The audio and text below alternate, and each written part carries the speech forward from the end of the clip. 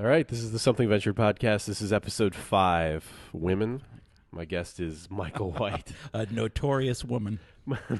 Michael White, Esquire, an attorney, Silcon Valley attorney, who we established last time that an Esquire is not the same thing as a squire. We established that a squire... That's right.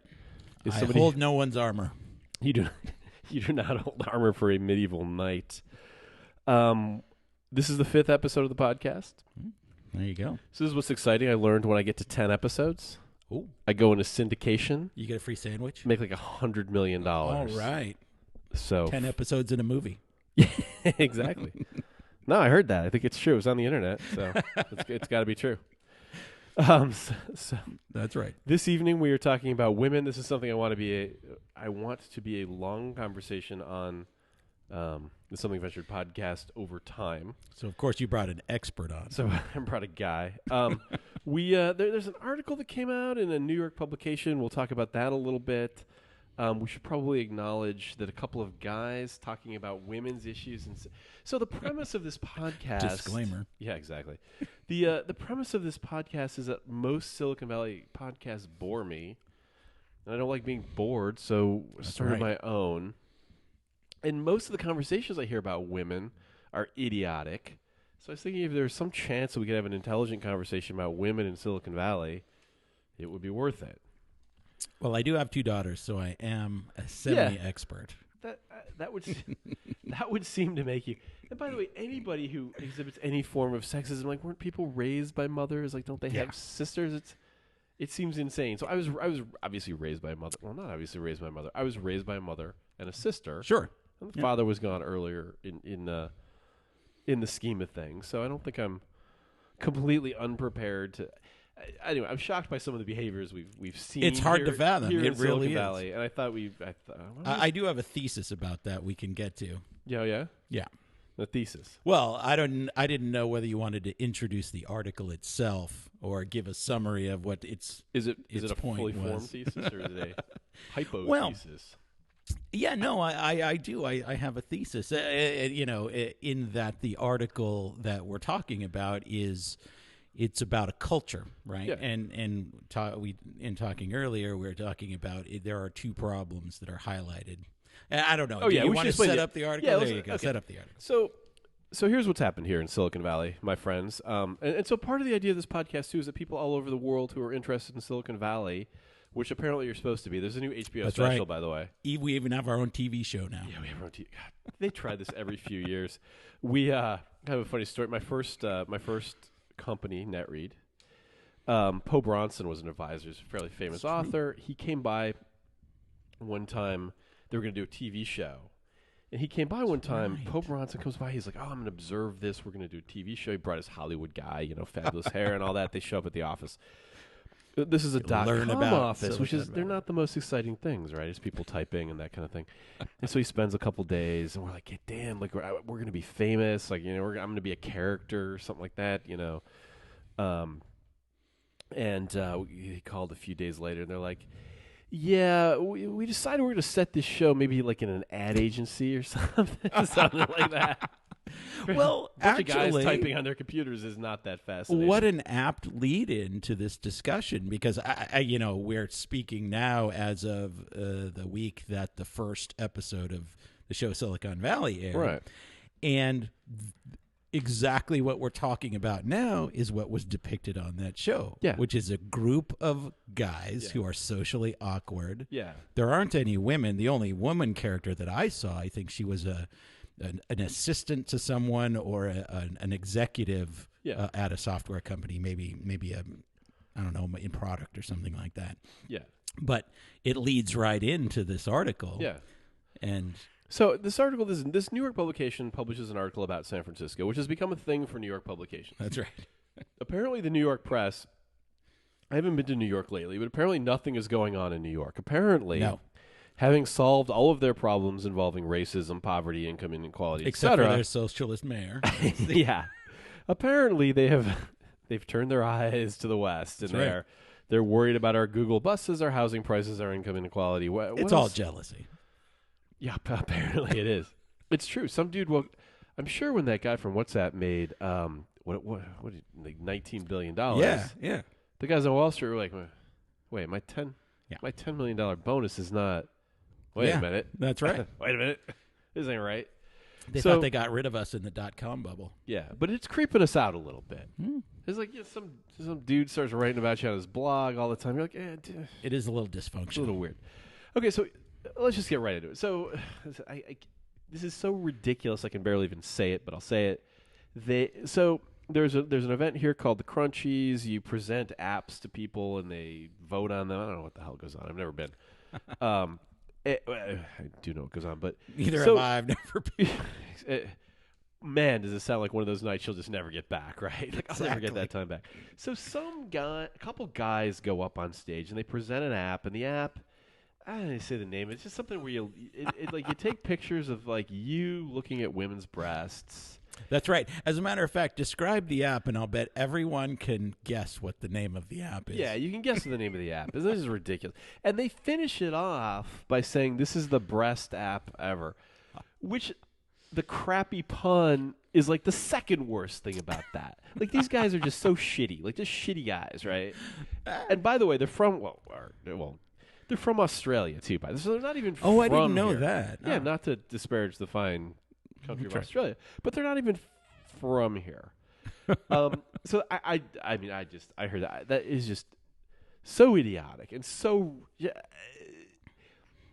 yes, even if it wasn't sexist and misogynistic, it still would have been stupid. It's idiotic. That's like, right. It's absolute.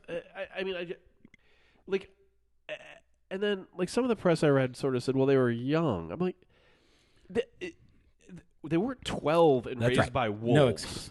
Yeah. Like, short of being raised by actual wolves and 12, it was ridiculous.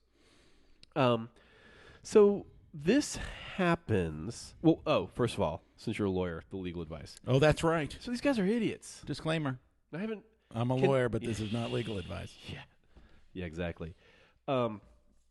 And if these guys are listening, they're mad about me calling them idiots. Like, come find me, and like I'm probably bigger than you. I'll kick your ass. Like, you're expressing an opinion. It's not a statement of fact. You're not right commenting on their IQ. You're just saying that in your opinion, they're idiots.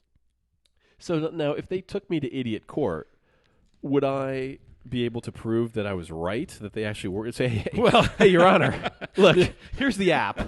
Here's what the dude said. The truth is a defense to libel. There were other people in the room who saw it. Slander cannot exist if you're telling the truth. But it's literally an opinion. You would have to malign them in a much more factual way in order for them to sue you for slander. So that seems. I mean that is just ridiculous. That is ridiculous. As a matter of fact, I have a hard time believing that anyone who actually did the presentation they did and developed the app that they did wouldn't understand that they would be the target of a lot of scorn. Well, and that anybody didn't.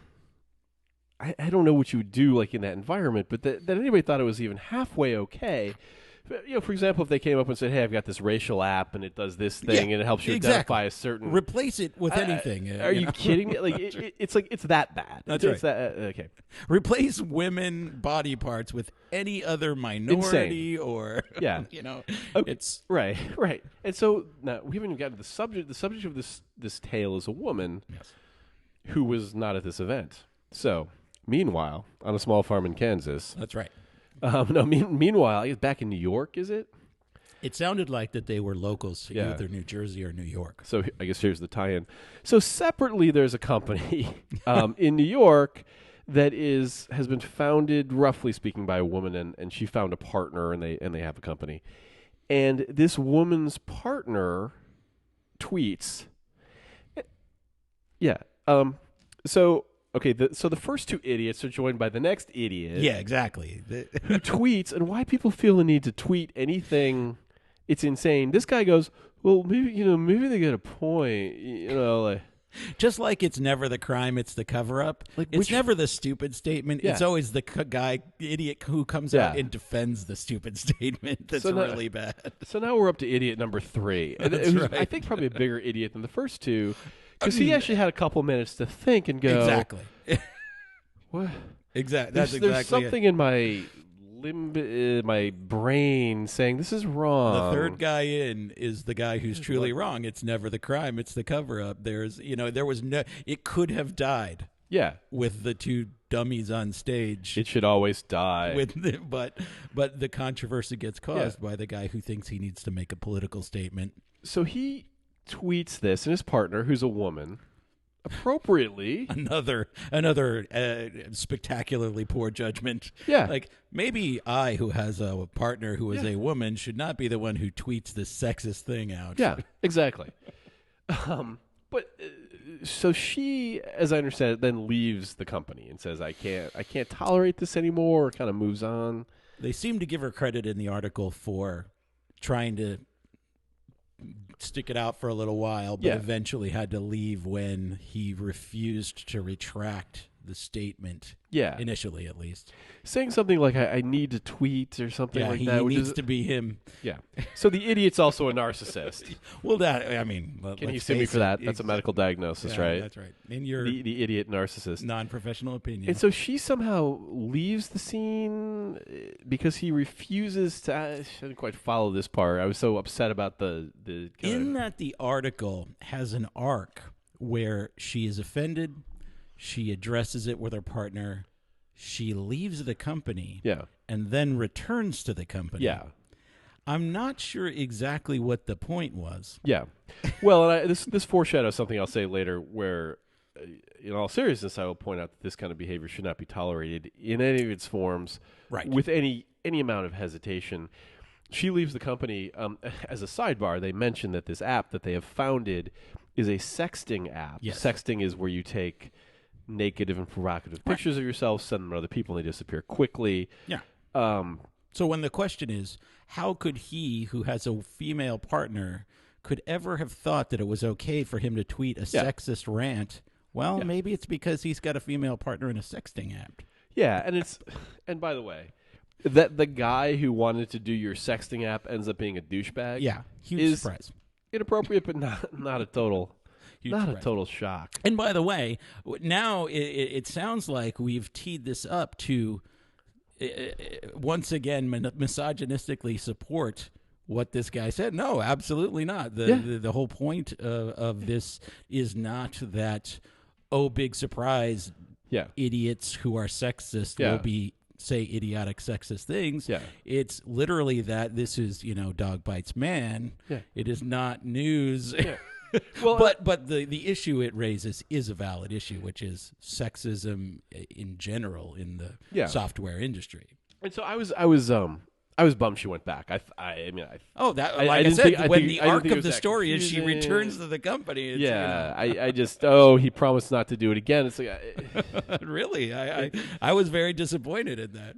Yeah. Now the thing about the article that got me angry enough to take to the podcasts was that the article then kind of goes on in this very odd way to kind of say, well, it's the Silicon Valley bro culture that led to this. Actually, they had returning to the show Silicon Valley, they had a great name for the guys who would harass the nerdy programmers. They called them brogrammers. Oh, good God. So they refer to it as the sexist alpha male culture of Silicon Valley. Right. Which is it's just completely offensive. I mean, the alpha nerd culture. First of all, I don't know. I mean, I don't know or work with anybody who would treat women that way. Right. Would not tolerate anybody who treats women that way. It is not generally a culture here. Here's the thing. When I read this article, and by the way, so the article, and we talked a little bit about this earlier. The article has 2 points. Yep. It basically, in my opinion, conflates 2 problems. The first problem being there aren't enough women in technology and science and a lot of technical fields. And the second being there is a culture of male dominance and hostility toward females in technology. Yep. And I can't argue with either one of those, except I think they're still 2 separate problems. However, my thought when I first read that, in sort of focusing on the bigger problem here, which is the hostility toward women in technology, was that the first sort of analogy that I came up with was when this was the late 80s. early 90s, when they were trying to sort of find ways to protect women reporters in male professional sports locker rooms. Right. And that resonated with me because what we're talking about here is not a prejudice on behalf of male programmers who think that girl programmers aren't as good as them. We're talking about a culture that happens to cater to men because men have been doing it have traditionally been dominating the field. Right. And how do you not make that hostile for the women who are entering the field and who increasingly will be entering the field? And you look to the sort of women in the locker room sort of analogy, and there's a lot of parallels there. And, without, again, I'm going to commit the sin that everyone commits, and that is stereotyping. But let's face it, there are a lot of parallels between athletes who had a certain type of personality. To become professional athletes, you must have a certain type of alpha male personality. And again, I'm about to anger whoever's listening to this, I'm sure. Right. But frankly, you have a lot of men in the programming field who are not, let's say, high on the emotional intelligence scale. They tend to be people who are not very social. Right. They don't have a lot of social skills. That's maybe what drove them into programming to begin with, because there's a lot of alone time in that field. And then, they tend to move in circles that find other similar personalities. And that is a huge barrier to getting, again, I look at the locker room to say, when we tried to get women into professional sports locker rooms, it wasn't like going into a marketing firm. And saying, all right, guys, stop picking on the women. Right. Because you didn't have the barriers of athletes being athletes and alpha males being alpha males in the most pure and pristine alpha male environment you can think of, which is a professional sports locker room. Yeah. You have a similar problem here, which is not hostility toward women, but a group of people who might have a harder time socializing changes to their social structure. But that goes to my point, though, where I just have no tolerance. It's not socially awkward to be sexist. It's just not okay, right? No, and you're absolutely right about that. And by the way, perfect example, when eventually the problems with female reporters in professional male sports locker rooms actually had progress was when a zero tolerance attitude was adopted. Well, let's get to that. That'll be my last point. Right, sure. That'll be the crescendo of it's not okay at the end. That's right. And so that you're absolutely right when you say, okay, fine. We're dealing with a culture in Silicon Valley where programmers might not be the most socially adept, sort of literally communities among them are created sort of awkwardly. Right. And so it's hard to enforce sort of, the hey, look, this is the way it's going to be, as if it were a marketing firm, a law firm, where you have people who are a little more social that you're talking to. And so, again, that's a stereotype, and I'm generalizing, and I'm sure there are a lot of programmers out there who are very high on the emotional intelligence scale and can receive feedback and change their behavior very easily. But I think there are a lot of people who are attracted to that kind of work, just like there were a lot of alpha males who are attracted to sports, who, they're a tougher nut to crack when it comes to changing behavior toward women. Well, and I think the Silicon Valley male is an alpha male is a bit of, I was talking to I work with other people who are engineers. I'm not. Yep. Talking about the concept of the alpha male in Silicon Valley. And they're like, really? If you went to high school, there was a guy who programmed. Yep. Did anybody go, that dude, that's the alpha male? No. But I got to tell you, I don't discount the possibility. And by the way, I am not a programmer and had plenty of friends who went into the sciences, but you're right. It's not a personality type that you associate with going into programming. However, they're a community nonetheless. It might be a community of entirely beta personalities. Yeah. But remember the Lord of the Flies, right? Which is, you throw otherwise civilized people together into a community, somebody is going to rise to the top as the alpha, right? That is what you don't get on the other podcast. You don't get the literary references. By the way, you don't get the literary references. That's good. Lord of the Flies callback. But the idea is that, sure, these aren't personalities who might in greater society be prone to becoming alpha males. Yeah. But literally there are, and by the way, I was educated a little bit by that article in that they said one of the really hard problems is the peer review of work. And I think that is a really unique thing here, because I got to tell you, when, in my own personal experience, when law, it was one of the earlier professions to be, I keep wanting to use the word integrated, but that's really not a fair analysis. When women came into the law in greater numbers, when I was coming into the law, it was a little easier. Okay, right. So the legal profession went through this, right? A male-dominated profession that's now aren't women the majority of? Not a majority. They're still a minority, but not that much. Right. Not but like a 40, minority. 60, 45, like that kind of thing. Yeah, that's right. I don't know the exact number, but you're right.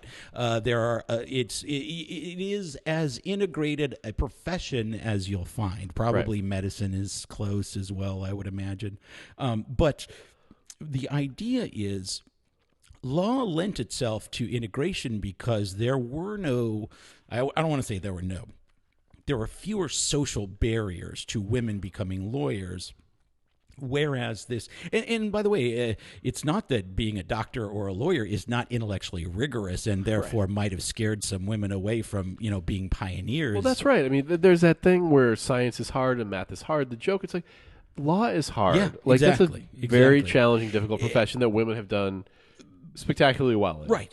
What I didn't realize, though, is, if a woman in 1978 was going to law school and was one of very few women in her law classes, you can regulate the treatment of women in those law classes by making sure that the professors are grading fairly and Socratically challenging their women students fairly. Whereas when a lot of the sort of pressures, feedback, criticism is peer exchanged, and it sounds like, and like I said, this is one of the things I learned from this article, which is that you don't necessarily have evil male bosses who are, keeping the women programmers down. Right. What you have is a peer review process where the male programmers can be harsh and critical of everyone, but maybe especially so to women. That's something that I don't think a lot of other professions that were becoming more integrated among the sexes are dealing with. And here it seems to be a little bit unique. Well, this is where the article gets a little bit. There was an orthogonal thing where they talk about someone who worked at GitHub, which is its own thing. It's kind of complicated, but this is where the article gets ridiculous. They acknowledge, while there is sexism in other industries, which just that sentence is ridiculous. Like, really? There is sexism. Slow down. Like, there was sexism in other, compared to other industries. Congress, politics compared to, investment banks in New York. There are dialogues in Silicon Valley where people are seriously talking about, what do we do in schools to get more women into technology? Are the guys on the trading floor at Goldman Sachs going, you know what are we doing to get? I don't think so. Like, I don't buy the exceptionalism that Silicon Valley is a worse place is worse than other places. I think there's just a more one-to-one connection between a woman or a man's pursuit of their education and the job that they'll eventually go into. In other words, when I was going to Berkeley, there was no shortage of female political science majors that I went to school with. But I think at that time there was still an imbalance of men and women going into the law. And that is something that I think you're right. The society the sort of pressure toward equality and egalitarianism is going to take care of, hopefully, someday the marketing jobs and the medical jobs and the legal jobs being equivalent among males and females. But I think what you have there is no shortage of women who have chosen those things as their profession, where I think the point of the article, and I said this to you earlier, I think this article talks about two separate problems that are somewhat related, but the problem that you highlighted just there, which was the fact that there are fewer women in these technology jobs, it's a related point because there must be some discouragement happening. So we're talking about the cultural of sexism within programmer communities. That could have some effect on how many women are choosing that as their field. And because they did cite some statistics about how women who leave that field or women who leave jobs in that field are less likely to take another job. In other words, a woman programmer who leaves her programming job is less likely than a man to take another Although I thought that job. wasn't a very rigorous point, because people who leave a job probably go to other fields as a matter of the statistical. You're leaving your field because you don't like it. Surely. And that's people what who stop I mean. being lawyers probably don't. Who leave law firms probably tend not to be at other law firms. And that's why I say I think there is some relation between these two problems. That there is some sexist environment, and there are not enough women in technology, but I think they're separate enough that we shouldn't conflate them. That's right. Well, and that there aren't enough women in technology is something that needs to be saying it's okay. It's not okay, but it's not morally wrong. It's like we're working on it. Like we're trying to get more people. No, people being treated in the ways we've talked about today is unacceptable. Like, not okay. That's right. Just absolutely not okay. That's right. And actually, frankly, to be critical of the article itself, I think that talking about the lack of women in technology is an easy answer to the problem that it shouldn't actually have been the first stop on your You can have one woman in all of technology, but you better treat her well. Exactly. That's exactly right, which is these are hard problems of how do you change a culture? How do you make it more fair? How do you make it more accessible to the women who are in that? And I think it's too easy to automatically jump to the look, there aren't enough women going into technology because that would solve everything. No, that is a separate problem. No, and that's why I'm being a little bit silly, but I'm like, if all of technology was what it is and there was a single woman, she would need. It wouldn't matter. I would still say you need to treat her with respect. For that, you still can't have your stupid app. That's right. That's absolutely right. And so, again, as I haven't said this before, but as a father of two teenage girls, I've thought a lot about this and have always encouraged my girls to take science seriously, take math seriously, and they have, both of them. And whether or not they actually choose to go into those fields, I think the things that are being done are working. It's going to be slow. I feel really good about the attention that has been paid to getting more women into the sciences, into math. And like I said, if I can be critical of that article, it is that was too easy because there has been so much talked about getting more women into math and science and getting girls to embrace the sciences at a younger age. It seemed to be a little too easy for them to automatically lapse into talking about, well, it's a supply problem. It's a supply and demand problem. Exactly. Treat them well. And the thing is, frankly, it's true that if we fast forward 40 years and we have created as many or almost as many women scientists and mathematicians and programmers, this is not going to be a problem. But we still have, as you said, a problem nonetheless, even if there was only one woman in technology, which is changing the culture. You can't treat people that way. That's right. And which is why it always comes back to, we have a behavior problem. That's not a statistical problem or a cultural problem. We have a behavior problem. And how do we change that behavior? So the article proceeds to say a few silly things. One, the concept of the alpha male culture. If you're a woman in Silicon Valley, call me, Kent Lind at Twitter. Yeah. We will find you a job within, depending on how quickly you need it, 24 or 48 hours with a company that will treat you with absolute respect, a company run by a woman if you want that. I mean, you can find your place in Silicon Valley. So the idea that everyone in Silicon Valley, you're not, I'm not, people I work with aren't. Right. That people are all treating women this way. It's just like... Right. No. As a matter of fact, I did think that as well, that this is so pejorative to paint Silicon Valley as... not that this isn't a widespread problem, but I have to say that going back again to the analogy of integrating professional sports locker rooms, and getting there were a few egregious cases of female reporters being harassed in professional sports locker rooms.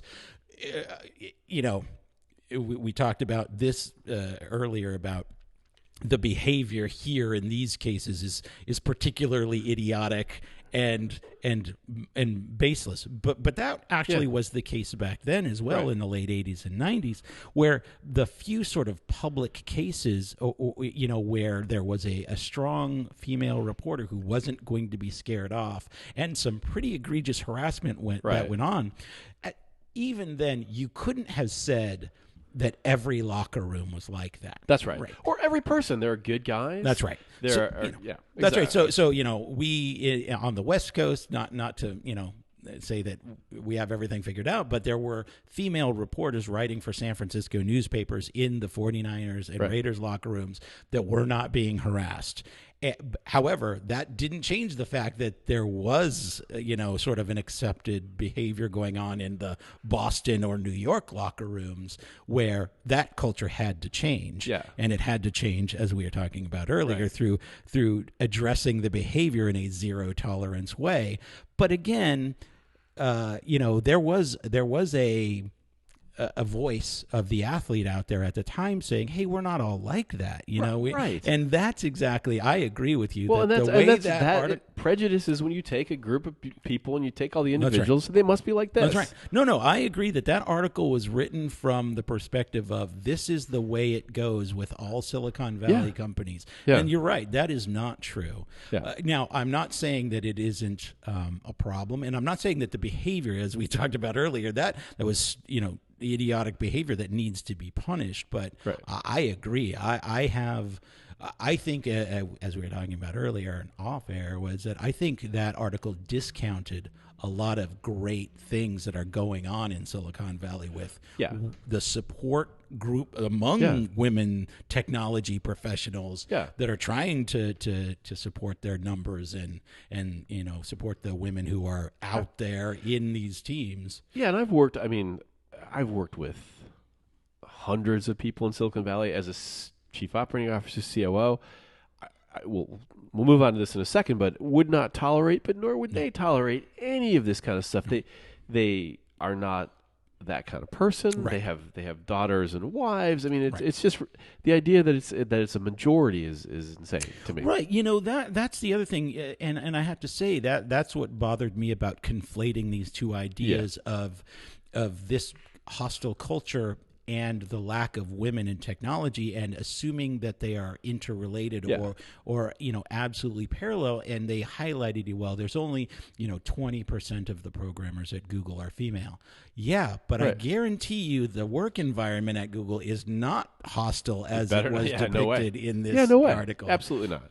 And to the same point, these other couple of examples that they sort of showed in this article were small groups of founders who, the person or people at the top levels of these companies, early startups, either were behaving badly or condoning bad behavior. And as we were saying earlier, there are some bad people out there who are allowing these things to go on. And the article had a good point in that when you have a small team that isn't Google, it's not Yahoo, It's not. Right. They don't have professional HR people there to create a non-hostile environment. Yeah, you're going to have the most egregious behavior. Well, and they will have my advice in a second, though. So if you're a CEO, this will be my advice to the young and old. That's right. Say young and old. The new and experienced CEOs in the world. That's right. So, the article proceeds to say a couple more ridiculous things before it sort of peters out. One of them, we were talking about this today and kind of amused by it. They call coding, That's right. They call coding a high-pressure job with little room for error. That's right. And the engineers I work with were like, you know what a bug is? That's right. It's an error. We make about 1,000 of them a day. Absolutely. No. Actually, that was something that that did really strike me as, I think they're missing the point on that. The point there was not that this is a high pressure, zero tolerance for mistakes game, as if they were, diffusing bombs or something. Yeah. No. They actually sort of underplayed the peer review aspect of the debugging that goes on and the sort of competition among programmers. Again, I do not think that Google has these problems among its programmers where they're being hostile toward one another as they review each other's work. Nor Facebook. I mean, Sheryl Sandberg is, does not have a culture at Facebook where... And so this example that they gave of how hostile it can be toward a woman because when they find errors, they can be particularly harsh. Yeah. That, I think, is a function of small groups of programmers reviewing each other's work. Right. And might be unique to the software business, but that, again, I think might have less to do with the male-female dynamic than it does to the small group dynamic, as we were talking about earlier. Even when you have an island full of betas, you have a Lord of the Flies situation, there's going to be an alpha that rises to the top and behaves like an alpha. Yeah. It's just been a crazy... So the funny thing about the high-pressure thing was... Silicon Valley, this is where we need to get over ourselves. Silicon Valley is it is high pressure. It is not a no room for error business. Here are no room for error businesses. You're a brain surgeon. Right. You fly a plane. You're a police officer who people shoot at. You do about 1,000 other jobs where what you do is way more Try being a lawyer. Yeah. Talk about zero tolerance for mistakes. Right, but nobody's dying on the opera. I see people texting and I'm like, I know what you do with your life. Right. I know there's no one's waiting on the operating table for your fucking taxes. Ridiculous. Yeah. I actually was going to take that with a grain of salt. But you're absolutely right that this is higher pressure than being a police officer, a corrections institution depicted as being some unique. We have it good. True, it's true. We should be grateful for that. Oh, and that's, I think, a sort of a greater perspective on this whole article was, again, I definitely think there's a culture issue. I definitely think there's a parallel and not as related as they say issue with getting women into technology. But you're right. Yeah. When you step back out of Silicon Valley and you look at this problem, you think, you know what? I'll bet there are female factory workers in an auto plant in Ohio who could actually get hurt. Yeah, that probably have a harder time than a female programmer in Silicon Valley has. Right. I think that's right. So I guess we leave that article behind us and move on to my advice to the CEOs. There you go. So I guess this podcast is going to be like How I Met Your Mother, right? You'll learn little bits about me forward and back, and boy, I hope the mother ends up okay. So I've been CEO, COO of several companies. I'm at a new company. It's fantastic. We'll talk about that at some point. But was at a company running a big international thing. It happened to be Ruby on Rails consulting. And we had a senior guy, important guy, a respected guy you couldn't live without, who did something inappropriate. And sexism thing kind of harassed a female employee. And I fired him. Yeah. Without hesitation, equivocation, mental evasion, it was not that difficult. Right. It's not that difficult decision. And my advice to CEOs, if anybody does anything that's racist or sexist, you terminate them. Well, I got to say that we talked earlier about the locker room idea. Yeah. And there was the same ethic going on there that we have here, that one of the proposed roadblocks that this article, again, we left the article behind, but I'm going to dredge it up again. Yeah, sure. One of the proposed roadblocks it said it faced was when you have a key founder or the founder who is so vital to the venture, they get away with this sort of thing. Yeah.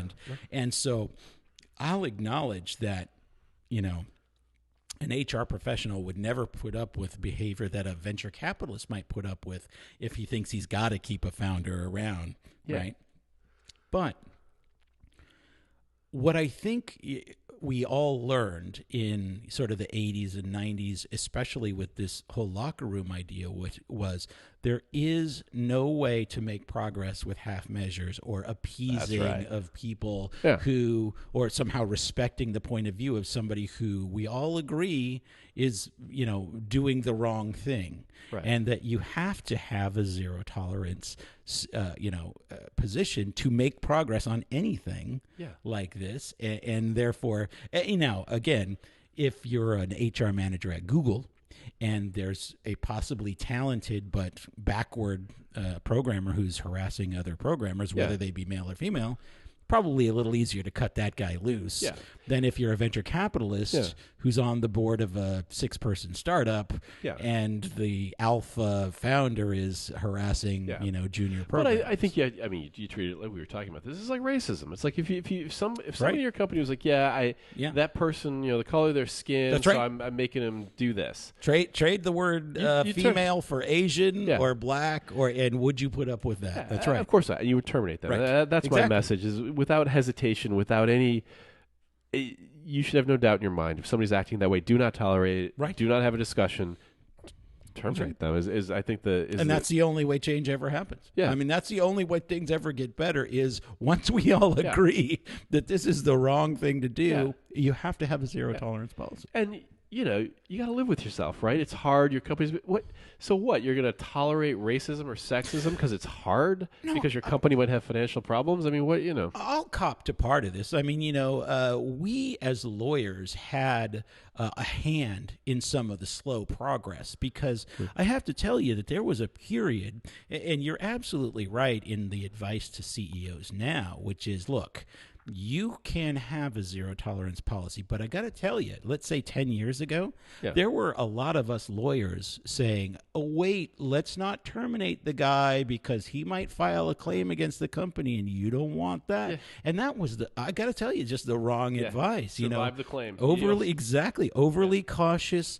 It gives comfort to people who think they can keep getting away with this sort of behavior. And that's why I say, lawyers were complicit in a lot of the half measures that didn't work with this sort of thing. Yeah, I mean, someday you're going to have to talk to your kids and say, here's what happened and here's what I did. That's right. And you're going to have to live with yourself. So to finish off, I don't really have a story. I have a... there's this great, I don't know if you heard it, it's a TED podcast. Who's the guy, Mythbusters? Adam Savage? Adam Savage, yeah. He does a TED Talk that's actually great, where he's got 2 young sons, and they find the internet, and, they start looking at pornography and whatever that is. Of course. And he's trying to figure out pornography on the internet? Yeah. How do you find that? It's you should really listen. There's no way I can do it justice. He's a great speaker. He does it fabulously well, but he's trying to have a conversation with his sons about the internet and what women are like on the internet. I think he says to them, the internet hates women, is what he kind of comes up with. And then he says, it's not that exactly. He's like, if the internet was a dude and you could open up his head and look inside, that's right. It's a dude that has a serious problem with women. Right. And his message to his son is, be one of the good ones, So no, it's right. Realize that the internet is not reality. Yeah, right. And don't. By the way, men on the internet are not their real selves either. We talked, earlier about the anonymity of the internet, letting loose people's id and allowing them to, say things they never would say face to face to a person. And it's exactly. And by the way, as a father of daughters, by the way, parents out there, unsolicited parenting advice. Guess what? I didn't have to have a lot of hard talks with my daughters about the internet and the content out there because by the time they got their hands on the internet, they already had a pretty good base of common sense. Right. And that's the best tool you can give a kid who's, surfing the internet, is common sense about how people behave in an anonymous way. And as you said, when they sort of have this unrestrained, especially male, proclivities. Well, and I thought it was, by the way, there's another, I will have women on and talk to them, of course, about this issue. But there's an example of a guy raising. As soon as we find one in Silicon Valley. Yeah. Oh, there's plenty. Thank you, New York press. But I just thought it was a thought from a guy raising a couple sons, trying to teach them how to be respectful of women, be one of the good ones. So maybe that'll be our final message. That's right. There you go. Yeah, don't be a jerk. Yeah. I think that's figure it out. Be one of the good ones. All right. So that was our Something Ventured podcast for the 5th episode.